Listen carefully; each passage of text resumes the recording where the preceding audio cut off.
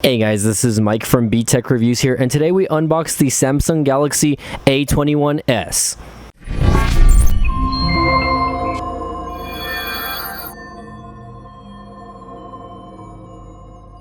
Hey guys, welcome back to the channel. So today I'm going to take a look at the Samsung Galaxy A21s, this being a mid-range device from Samsung. And again, this is an Amazon purchase, so I will post up the link down below. So if you guys want to check that out, go ahead. And again, if you're new to the channel, don't forget to subscribe and smash the like button. So again, today we're going to unbox this. I did already start cutting the top portion of this with my new trusty unboxing knife. I am at home this weekend, not at the studio, unfortunately, but I will be taking care of the review from the studio. So let's go ahead and get this unboxed for you guys. Again, this is another mid-range Samsung device, and it says Samsung Promotion. Google One includes 500 gigs of storage, I guess. So definitely something to look at if you guys are interested. So let's take a look at the phone here, guys, and hopefully my camera's not going out of focus. This looks like a case, so hopefully that comes with a nice little case. And this is the blue version, by the way. So here is the actual device itself. A21s, Infinity O display, quadruple camera, and a fingerprint sensor. I believe the fingerprint sensor is going to be in the back. So no in-screen fingerprint sensor, just like there would be in the Galaxy A30s. Now, of course, that's not important for a lot of people. Let's see if I can get the plastic unwrapped on here. That's going to be a big fail for me.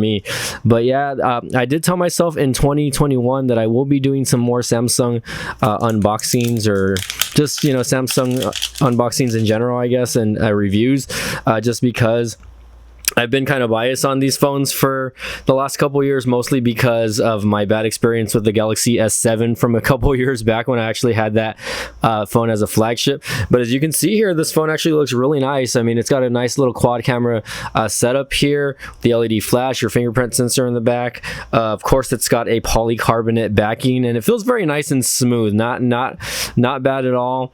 Down here, if I can get that to focus, it looks like we have a USB Type-C with a headphone jack, so you won't see that on their flagship devices, so that there's something there. Phone actually feels pretty good in the hand.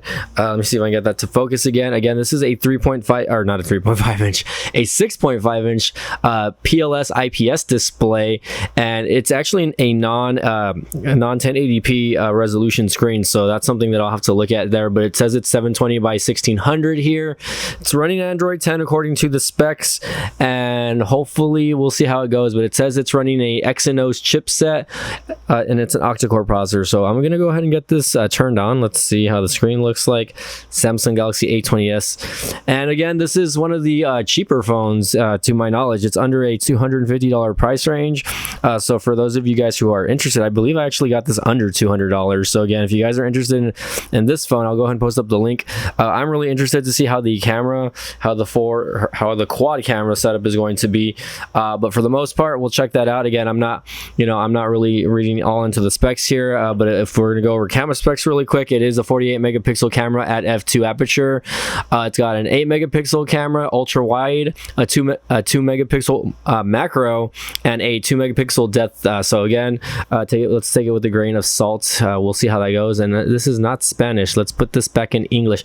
And the packaging is actually in Spanish, by the way, so I might have to I'm gonna end up having to change this to English over here. English Australia. There's so many different versions of English, by the way. But let me go ahead and get this set up, guys, and we'll go ahead and take a look at this, and we'll get it going. Okay. All right. So I went ahead and got my Google account signed in and everything, and so far it's still updating some of the apps here. I believe it's still completing the setup. It's had installed 2 of 11 applications. So out of the blue, it's already either updating or I guess downloading random firmware on there. And let's go ahead and check out Samsung's One UI. Again, this is running Android 10. And definitely, let's take a look at what's coming out of the box here. We have the Play Store. You actually have Microsoft apps, which I honestly never really see a lot of on other devices come out, so that's interesting. You have Office, OneDrive, Outlook, and LinkedIn, which is interesting. Of course, you have your basic set of Google apps over here, which of course, you have Google, Chrome, Gmail, Maps, etc., Duo, Google Photos, and of course our favorite YouTube over here. And Samsung itself of course has its own set of apps, which is Voice Recorder, My Files, the internet, radio, and the Samsung Max. And of course, there's going to probably be other Samsung apps on here, but for the most part, that's pretty much it. Not a lot of major bloatware. It does have a game launcher, and it says just, that's what it is. I'm going to have to maybe change this little area down here because I am left-handed, so the back button to me should be over here, and the recent app should be on the other side. So we'll see how that goes. Again, not too bad though. Let's go ahead and take a look at the drop down menu bar over here. So again, you have your Wi-Fi, your sound, your Bluetooth setup, of course, airplane mode, flashlight, which let's go ahead and turn that on in the background just for the heck of it. I wonder if you can change or adjust brightness level. Probably not. Mobile data, which I do not have connected right now. I will probably try to connect my T-Mobile SIM just to see how this is going to work. Obviously, this is not a 5G phone, so if you're expecting 5G connectivity, you might want to look elsewhere. But again, for the price point right now, again, I said this phone, I actually got it under $200. I got it on $194 on Amazon. So again, if you're a Samsung fanboy, this might be the phone for you if you're looking to upgrade from another device. And again, this thing, my Wi-Fi is extremely slow, by the way, so this is going to take forever to update. For the most part though, let's take a look at the fingerprint reader. Let's see how that works. Really quick. I haven't set up face unlock, but it does have a front facing camera there. Let's see if you guys can catch that on the notch. Maybe not. There we go. There we go. That looks kind of bad, and that was weird that I had like two different backgrounds. Lock screen looks pretty cool also. Again, it's kind of telling you what's happening there. And again, I'm gonna have to mess around with this. I'm really not familiar with Samsung's One UI anymore. Definitely heavily skinned compared to my favorite stock Android device, which is the Pixel 4a. But again, this is definitely a lot cheaper. This is actually about $100 cheaper than the 4a. So if screen's a lot bigger, although you're getting an OLED panel with the Pixel 4a when this is just a basic IPS display. The phone does feel heavy, and it is a little bit on the thicker side.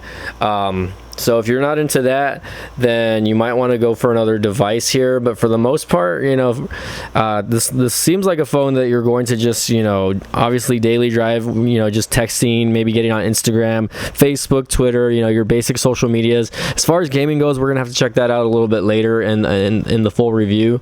Definitely want to test out the camera mode, just because.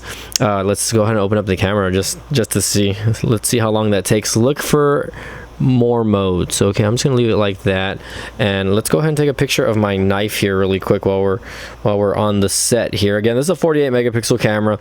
Have no clue how good it'll take, but it does have a wide angle mode, so you guys can kind of take a look here. That's my wide angle, and then this is my regular shot here. So, and of course it has video mode, of course. Most likely this will only shoot in 4K. I'm gonna have to check that out just for the heck of it. That's one of my favorite features about reviewing phones, is how good the cameras are, because again, it's got a 48 megapixel setup over here. It's getting notifications. As you can see here though, it looks like my maximum resolution is full HD, 1080p, 1092 or 1920 by 1080, and then you have HD, which those are basically the only two, and you can change your aspect ratio from 1440 by 1440 or full, which is 1600 by 720. So I think that's interesting. You don't see a lot of options there. There is a mode for high efficiency video recording, which I guess that'll save like memory on that. And I believe, now that we're speaking of memory, I believe this only has 32 gigs of internal memory. I do need to check that out, just because if you're looking for something that's going to be a little bit heavier on the memory, then you might want to look again elsewhere, because where is my memory? Hold on. Like, this One UI is so confusing. I've never used one before. No, I'm just kidding. All apps, general, software update, user manual, device care. Here we go. There it is right there. It's gonna be there. And I did already change this to the dark theme, just because I am not a fan of the actual white theme itself. So actually I was wrong over here. This thing does have 64 gigs of internal memory.